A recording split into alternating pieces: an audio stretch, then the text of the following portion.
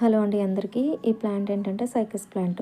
ఇది వచ్చేసరికి మనకి ఫ్యామిలీ ఏంటంటే సైకడేసి ఫ్యామిలీ అనమాట. వీటిని వివృత బీజాలు అంటే జిమ్నోస్పెర్మ్స్ అని కూడా అంటారు. ఇది వచ్చేసరికి ఈ ప్లాంట్ ఏంటంటే మనకి తాటి చెట్టులాగా కనిపిస్తుంది, కానీ తాటి జాతికి సంబంధించినదే కాదు. దీన్ని మాత్రం గార్డెన్గా పెంచుతారు, అలాగే అందం కోసం మాత్రమే వీటిని పెంచడం అనేది జరుగుతుంది. దీని హిస్టరీ చూస్తే మనకి సైకస్ అనేది చాలా అత్యంత పురాతనమైన మొక్క అని చెప్తారు. అందుకే వీటిని లివింగ్ ఫాసిల్ అని కూడా పిలుస్తారనమాట.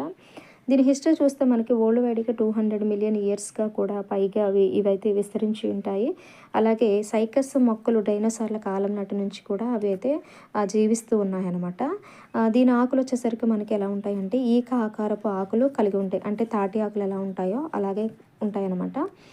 అందుకే ఇవి సైకస్ ప్లాంట్స్ అనేవి 100 ఇయర్స్ వరకు కూడా జీవిస్తాయి. అలాగే వీటికి చాలా బలమైన కాండం ఉంటుంది. ఈ కాండంతో మనకి అంటే సగ్గు బియ్యం, సాగు అని అంటారు కదా, పిండి పదార్థం ఉంటుంది కదా. సాంప్రదాయకంగా చూస్తే సైకస్ కాండం నుంచి మాత్రమే ఆ సగ్గు బియ్యం, సాగు అనేది తీయబడతాయన్నమాట.